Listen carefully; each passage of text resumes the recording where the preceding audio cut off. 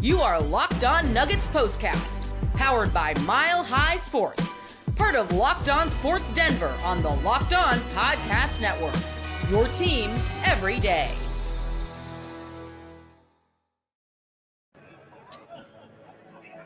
A disappointing loss for the Denver Nuggets as the Cleveland Cavaliers hang nearly 150 points on Denver on their home court. Welcome on into your Locked On Nuggets Postcast. I am your host, Anilo Piro. Appreciate y'all tapping in with me here on YouTube, on your Locked On Sports Denver YouTube channel. Make sure to hit that like button and that subscribe button.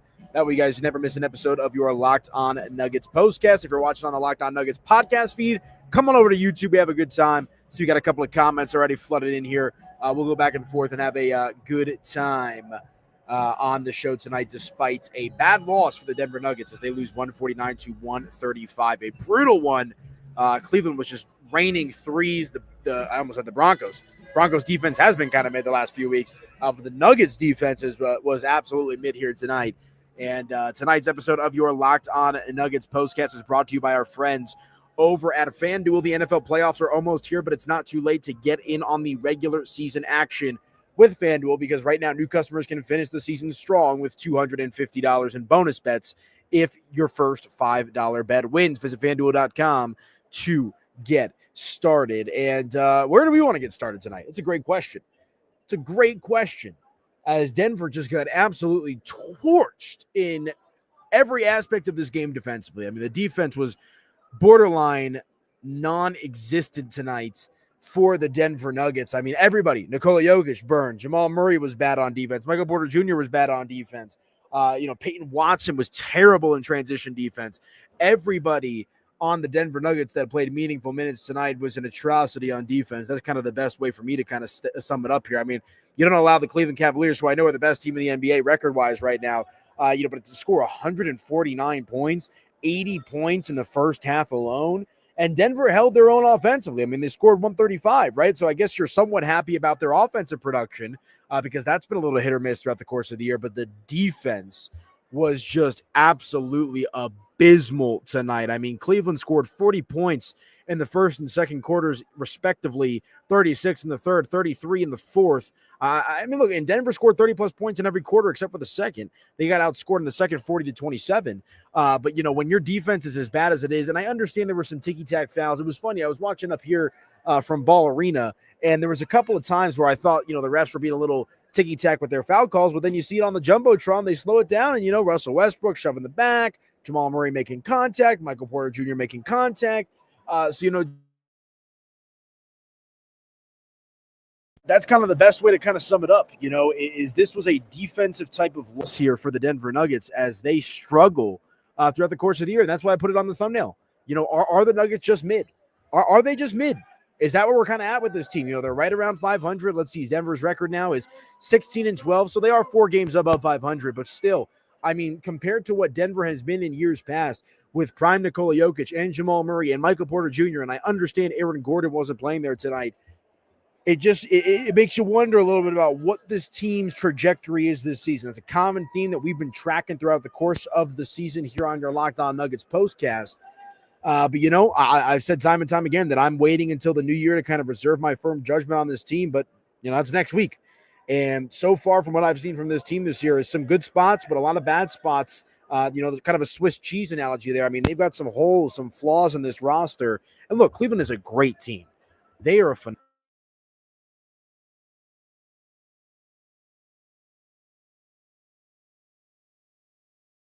My mic is not cooperating with me again. I don't know. Maybe my cord might be fried, so apologize.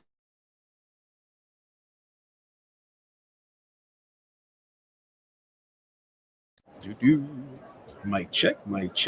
Sorry about that, folks. If it goes mute again, I'll just go ahead and do it on the good old laptop speaker. I'll order a new microphone. But, man, it's just one of those situations where it's a disappointing game across the board. Like I said, Nikola Jokic finishes with a triple-double tonight. It was interesting to see Russell Westbrook in the starting lineup, despite the fact that Aaron Gordon was out. Usually, so far this year when they need an extra body there in the starting lineup at the forward or center position, well, not center, but the forward position, I guess center, because Jokic missed a few games as well. They tend to go to Peyton Watson, and they did not do that tonight. Russell Westbrook steps into the starting role. And I know there's a lot of people that have been clamoring for Russell Westbrook to get more starting minutes or just more minutes, maybe deduct some from Jamal Murray, whatever it might be. I mean, Russ was nothing special tonight. Let's see. He finished with 11 points. He was a -13, the box plus minus, 5 of 13 from the field, 1 of 4 from 3. Did have 7 assists and 4 rebounds, but still, you're not going to just be able to easily replace the production because Jamal Murray was great tonight offensively. I mean, he hit some big threes. Denver was really unable to really mount any sort of a comeback in this game. Cleveland just kept raining down threes and shots and getting to the rim and this and that. But Jamal does finish with 27 points. So you like to see that, 10 of 20 from the field. He was 3 of 6 from 3 and 4 of 4 from the free throw line. Added 11 assists as well. So Jamal Murray doing a little distributing out there tonight for the Denver Nuggets. So it's just one of those situations, though, man, where they just got punked. They got punked, man. That's kind of the easiest way to say it. Cleveland just continue to keep Denver's defense on their toes. I mean, they were late on their rotations, bad on the switches, bad in transition transition defense, excuse me. There was a couple of sequences there right around the 8 or 7 minute mark in the fourth quarter where Denver just kind of gave up on defense straight up. I mean, whether it was they didn't get a foul call on one end, there was one situation where it was a 3-on-1 with DeAndre Jordan, I believe, or maybe it was Peyton Watson, one of the two, with the lone Denver Nuggets defender standing in the paint with like Donovan Mitchell and Evan Mobley and, all these shooters for the Cleveland Cavaliers, just kind of spread out. And it's like you see guys in the backcourt kind of just it was DeAndre Jordan because I remember Peyton Watson was kind of frustrated and didn't get back on defense in that sequence. And clearly there's just a lot of frustration within this team right now. They're unable to kind of just string together momentum throughout the course of these games. And again, Cleveland is a darn good basketball team. I'm not trying to take anything away from them. They deserve to win tonight, 100%. But Denver just, if they want to be that championship caliber team, which they're not going to be, it looks like so far this year, they've got to figure out a way to get this thing going and play well on both sides of the ball. Because as good as the offense was tonight, I mean, they shot nearly 50% from 3, both teams actually. It's just not going to be enough when you're lackadaisical on defense. And the Cavaliers are essentially able to get whatever they want. I mean, how many Darius Garland bunnies did we see tonight? And I get that some of those were fighting through contact. Again, Cleveland's got a bunch of dudes, a bunch of dogs on that team, man. Donovan Mitchell's a phenomenal player. I'm going to do a little Jamal Murray, Donovan Mitchell conversation at the end of the show because it's crazy the opposite trajectories that both of these players have been on over the last year or two. And just a frustrating loss. Defense has to be better, man. That's kind of the easiest way that I could sum it up. I see Chris here in the comment section. AP, how do we fix this team's defense? I don't know, Chris. If any of you've got some ideas on how to fix this defense, let me know. And I'm seeing a lot of tweets on the timeline as well about like the roster just might be cooked. And I said this after the Phoenix loss on Christmas night. They just don't play with that same fire. Like this team is lacking passion, which is, never really been a trademark of a Michael Malone-led Denver Nuggets team. They usually always brought the passion. They've always brought the fire. They've always brought the fight. And this year, for whatever the reason may be, and I understand you've got your big expectations for guys like Julian Strawther and Peyton Watson, big expectation for a guy like Christian Brown. These are still young guys early in their NBA career. So and I'm not saying that you put the weight of the world on these guys' shoulders, but you're expecting, when the expectation was here for these guys, specifically, Christian Brown is in a little bit of a different category because of, his ability to play on that championship team, reliable minutes, right? While Peyton Watson was kind of riding the bench and Julian Strawther wasn't drafted yet. But like Julian Strawther and Peyton Watson are integral to the success of this Denver Nuggets team. I mean, there was a couple sequences where Julian Strawther dribbled down the middle, boom, boom, swatted, stuffed near the rim. And again, I mean, like you can't just put the weight of the world on Nikola Jokic's shoulders. You can't. He had a triple-double tonight, but even he was visibly frustrated throughout the course of the game. And so just more questions than answers with this Denver Nuggets team, man. Michael Porter Jr. had himself a good game early. Hit, 4 or 5, I think, 3-point shots there in the first quarter alone. But then, in typical Michael Porter Jr. fashion, he starts hot and kind of just tapers off, which is why you're seeing, there's a divide in the Nuggets community that I've been seeing at least about the Michael Porter Jr. trade discussion. Half the people want to trade him, half the people don't. But the one argument that my guy Ryan Blackburn, who you all know and love from the Locked On Nuggets podcast, as well as the Pick X and Roll show on the Mile High Sports YouTube channel, check out his work, milehighsports.com as well, is Michael Porter Jr.'s usage in the clutch. The last few minutes of the game goes like this, down, down, down, down, down. Michael Porter Jr. is typically not an option late in these games. It's typically the reliant on the Jokic-Murray two-man game and Aaron Gordon slashing to the basket and getting a board. Like if Michael Porter Jr. will take a big three-point shot, maybe, but he's not a first option. He's not a second option in the clutch. And I know that didn't necessarily play out tonight for the Denver Nuggets, but you just kind of see and again, offense wasn't the problem here tonight. Defense was, but MPJ was not good on defense tonight. He was not good. And I'm an MPJ guy. I like Michael Porter Jr. a lot. I think he's a great player. I think he's a fun player. I think he's got that ability to knock down shots at will when he's hot. When he's hot, he's one of the best shooters in the NBA, period. And again, offense was not the problem here tonight. The defense was, but you see why Denver's hand may be forced to make this move. Or moves, maybe I should add. I'm very curious to see how Calvin Booth approaches this NBA trade deadline, because it is so clear that Denver has multiple holes. They have holes in three-point shooting. They have holes in defense, and they have holes in will and desire. And that comes back to coaching. I'm a Malone guy. I like Michael Malone. I think he's a great coach. But at some point, and again, you're asking him to do a lot with a not-so-good roster across the board. The depth isn't there. I've made this comparison time and time again, that right now the Denver Nuggets this year feel like the post-Kobe Shaq Lakers, where it was Kobe Bryant, and to use the words of Steve Smith Sr., is it senior or junior? The Carolina Panthers former wide receiver. A lot of Jags, just a guy. A lot of just a guys on this Nuggets roster. They've got some upside, but when you have Nikola Jokic, the best player in the world, and you're unable to deliver, fingers are going to start being pointed. Moves are going to be made. So we'll see. But, and rebounding. Yeah, thank you for that, Ken. Rebounding as well. I knew I was missing one other dynamic. Defense, shooting, rebounding. Kind of like the three major elements of the game, if we're being honest with you. They're flawed in all three of those departments throughout the course of the season. So let me hit my first break real quick, guys. Go ahead and drop some comments. Appreciate the live viewership as always, man. Anilo Piro live from Ball Arena as the Denver Nuggets lose tonight to the Cleveland Cavaliers. Your final score, 149-135. Drop some comments. Let me know how you're feeling out there. What does Denver need to do? How do they fix the defense? How do they fix the rebounding? How do they be more competitive in a game like tonight? Let me know. Drop your comments. We'll come back, go back and forth right here on your Locked On Nuggets postcast. Back in just a moment, folks. Ooh, wrong button. There we go.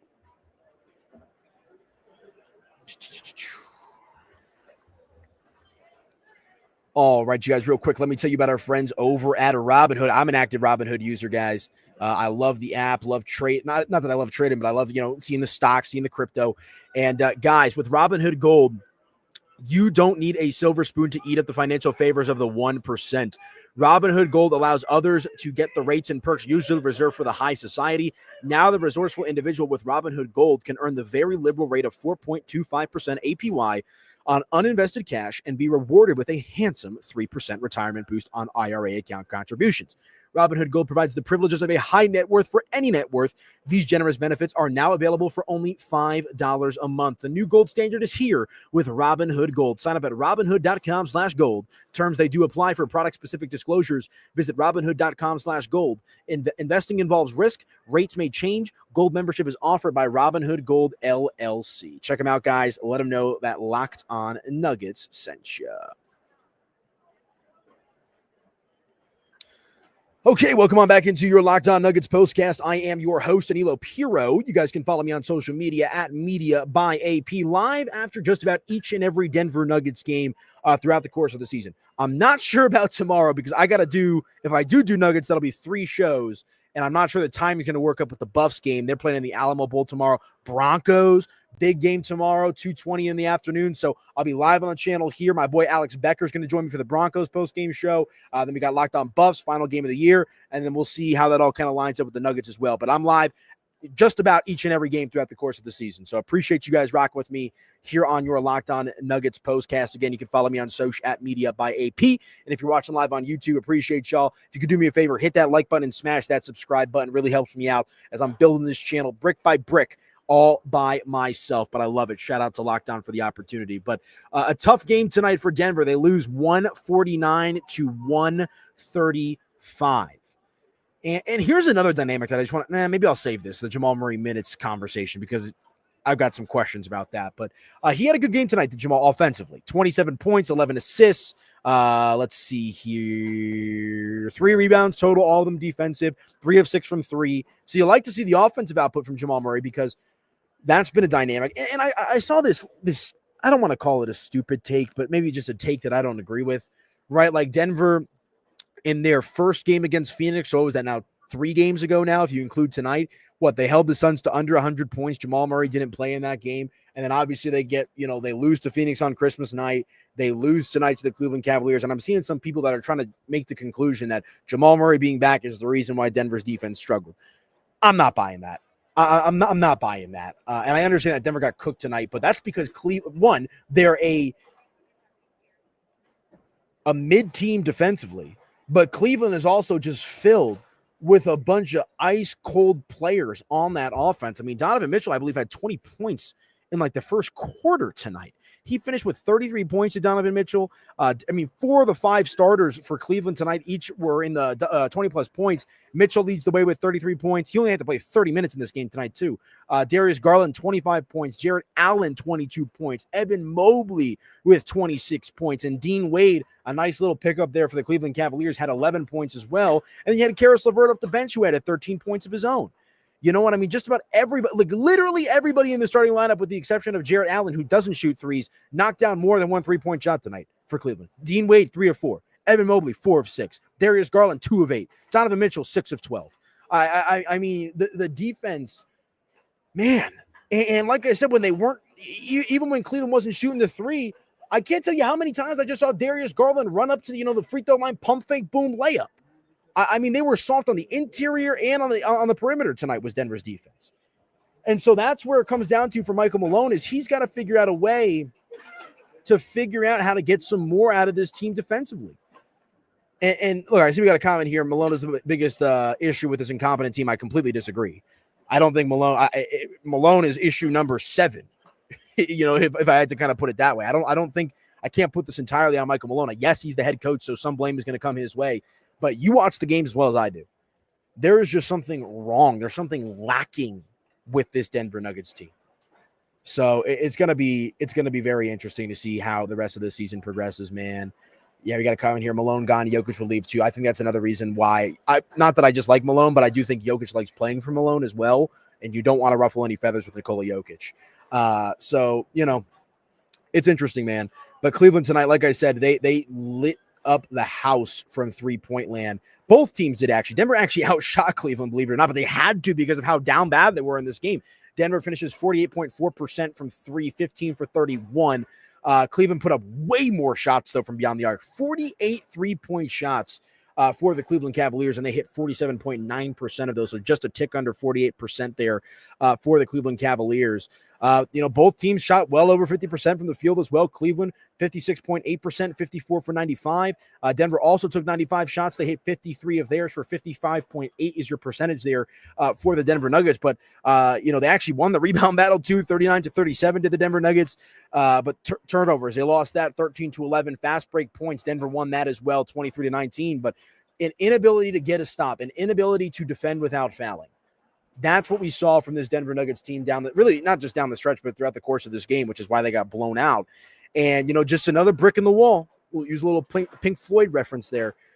Just another brick in the wall with this Denver Nuggets team, where you see them have a great game against Phoenix a few nights ago. Then they lose to Phoenix on Christmas, and they follow it up with this performance. Now, they do have a bit of a soft spot coming up in their schedule, so they should be able to pad their record here a little bit. I believe all 3 of their games are against subpar opponents. We'll talk about that here in the final segment. But, it's disappointing because you want to at least show yourself. And I understand they had that good win against Oklahoma City earlier in the year. They beat the Lakers. Not that the Lakers are great. I know they've had a couple other really good wins this year as well. But Cleveland already stomped them once this year. And back at home after a bad loss on Christmas night, you want to chalk it up to it being a holiday and a late game? Sure, right? Not that I'm doing that personally, but let's see how they were going to respond tonight. And the response was not great. They got buried in the first quarter, and Cleveland never looked back. I'm not sure Denver led in this game, actually. Oh, they did. Denver had a 5-point lead at one point, but Cleveland led by as many as 21 in this game. 20 fouls tonight for the Denver Nuggets. And look, does having Aaron Gordon out there maybe make a difference? Sure it does. Aaron Gordon's a great defender, probably the best defender on the team for sure, without a doubt. But I still think even with Aaron Gordon out there, Denver probably still finds a way to lose this game just because of collectively how the team played. And again, I'm not talking about offense. I'm talking about defense. So one other thought on the kind of big picture thought on this game. There's a lot of conversation right now about NBA ratings and this and that and too many 3-point shots. I mean, Denver's just not a team built for the 3-point shot, whereas Cleveland is. I mean, even just watching how Denver sets up offensively, right? They're going to get the ball at the top. They're going to try to do a little, pick and roll, a little move down the middle, get some cutting action, whatever it might be. They're looking to get clean shots around the rim. Whereas the Cleveland Cavaliers, as soon as they get the ball, they're looking to find space at the 3-point line. It's two completely different offensive mentalities as well. And frankly, Cleveland, that's the way of the league right now. 3-point shooting is key. It's absolutely key. And Denver doesn't have enough of it. And when you don't have enough 3-point shooting and your rebounding struggles and your defense struggles, I mean, folks, that's a lethal cocktail. That is a lethal cocktail for this Denver Nuggets team. So a disappointing loss tonight, 149-135, your final score. All right, let me hit my final break. When we come back, put a bow on the show. Let's talk a little Jamal Murray, Donovan Mitchell comparison, shall we? Because I was texting with my buddy Trey. Shout out Trey if you're watching or listening after the fact. Him and I go way back. And we were texting a little bit during the game, and he brought up the point, like, isn't it crazy how they were both considered on the same level at one point not so long ago? Remember that bubble battle when Donovan Mitchell was with Utah and Jamal Murray got the best of him in that game, but Donovan Mitchell was still running up the scoreboard? It's crazy how the trajectories of the two players have gone in opposite directions. And look, obviously Jamal Murray has a chip. We'll talk about this when we come back after the break, but man, Donovan Mitchell, dude's ice cold. Dude is absolutely ice cold. So go ahead and drop some comments, guys. Let me know how you're feeling out there. And we'll break it all down when we come back right here on your Locked On Nuggets postcast. Appreciate y'all. Back in just a moment. Stick with me, folks. All right, you guys, real quick, let me tell you about our friends over at FanDuel. The NFL playoffs are almost here. Ooh, I'm excited. But it's not too late to get in on the regular season action with FanDuel, America's #1 sportsbook, because right now, new customers can finish the season strong with $250 in bonus bets if your first $5 bet wins. FanDuel has so many ways for you to pick up a W. I love betting on which players will score a touchdown and how many points each team will score. It's absolutely thrilling. Visit FanDuel.com to join today. I actually had a little parlay that was one leg off because I mistakenly bet Nuggets money line. I thought that Denver was going to come back tonight and play with a little bit of vengeance, try to show up and show the Cavs who they are. So I had Jokic 20-plus points. That hit. Russell Westbrook 10-plus points. That hit. MPJ 2+ threes. That hit in the first quarter. Donovan Mitchell 20-plus points. That hit. Jokic 10-plus boards. Jokic 8+ assists. The only thing that did not hit for me tonight, it's always one leg, isn't it, is Nuggets money line. But, that's how it goes. And we'll have to see how it all kind of shakes out from here. But check out our friends over at FanDuel, guys, my personal favorite sports book. Just visit FanDuel.com to join today. That's FanDuel.com for your chance at $250 in bonus bets. Make every moment more with FanDuel, an official sportsbook partner of the NFL.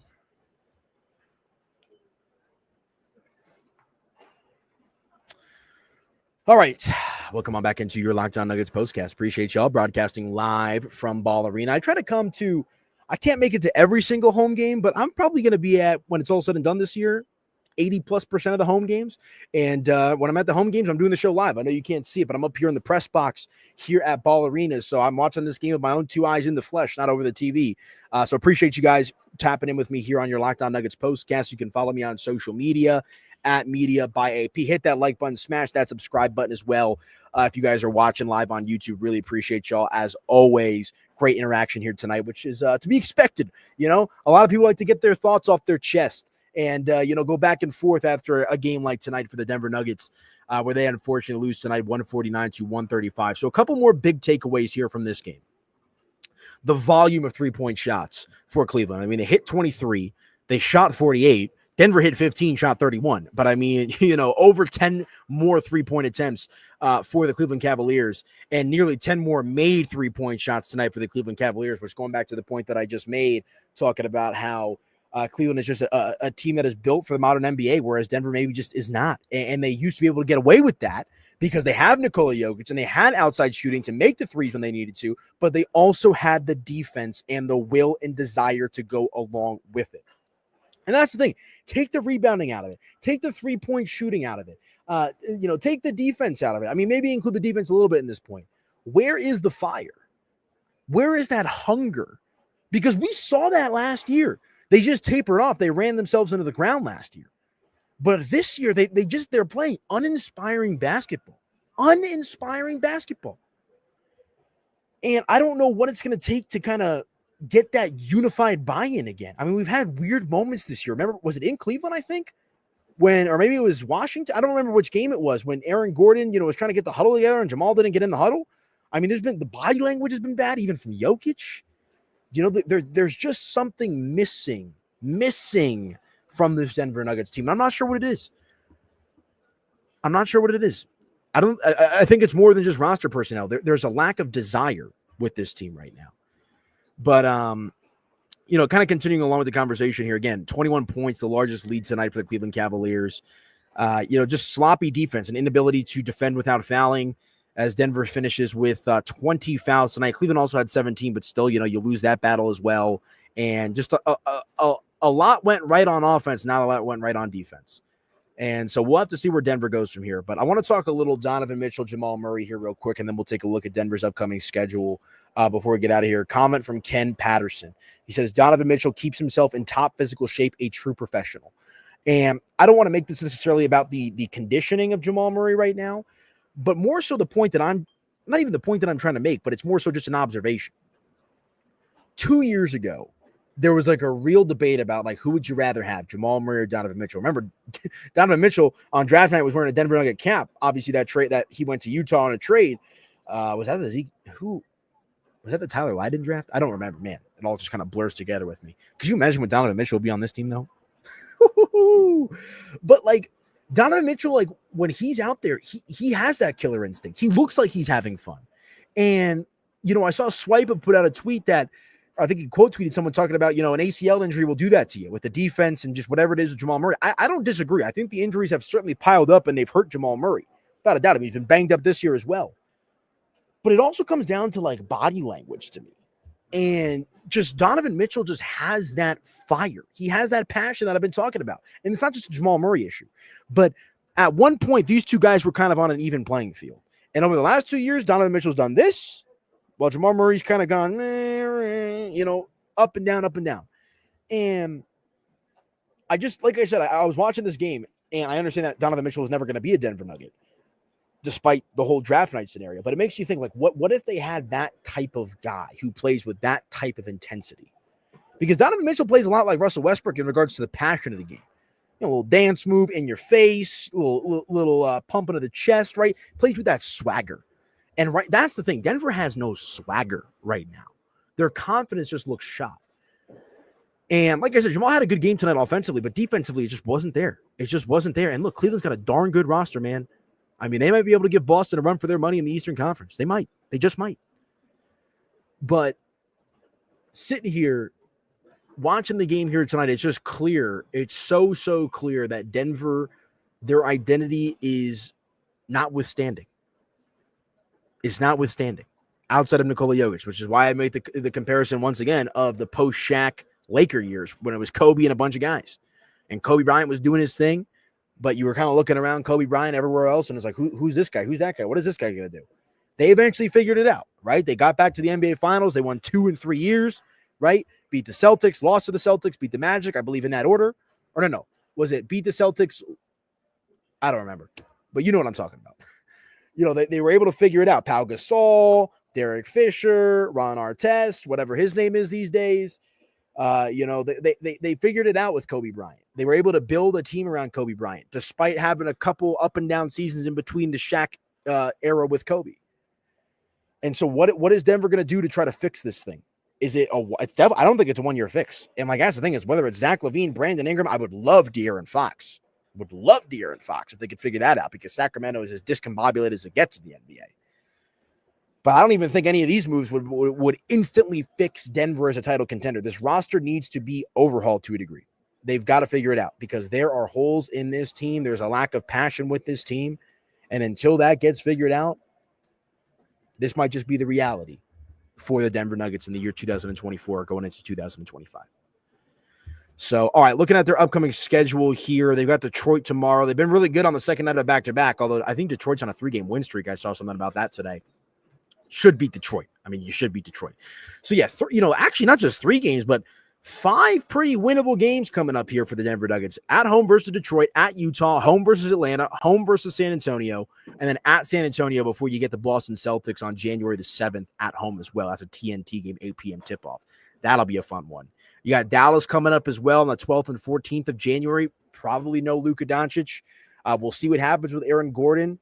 I think he's going to be I saw something today that he's going to miss at least a couple of games, but it's with that calf strain, which forced him to miss a few games earlier this year as well. So we'll see how quickly Aaron Gordon gets back. The Denver Nuggets need Aaron Gordon. They need his defense. They need his professionalism. So we hope that Aaron Gordon gets back sooner rather than later. But for tonight, folks, there's a disappointing loss for the Denver Nuggets as they fall to the Cleveland Cavaliers. Your final score, 149-135. Denver now on a 2-game losing streak after winning 2 in a row. They beat New Orleans, they beat Phoenix, and they lost to Phoenix, and now have lost to Cleveland. They'll look to get back on track tomorrow against the Detroit Pistons. But, guys, that is going to do it for me signing off from Ball Arena. Appreciate y'all watching live. As always, hit that like button, smash that subscribe button if your heart desires. Really helps me out as I'm building up this YouTube channel brick by brick. Got a loaded day tomorrow here on your Locked On Sports Denver YouTube channel as well. As we've got the Broncos. That's a playoff game, essentially, against the Bengals. Right around 2:20 kickoff there. The Buffs in the Alamo Bowl. Last chance to see Shedeur Sanders and Travis Hunter in the black and gold. And then we've got a Nuggets game tomorrow night as well. So stay tuned for that. And make sure to subscribe to your Locked On Sports Denver YouTube channel. That way you guys never, ever miss an episode. But, guys, that's it for me.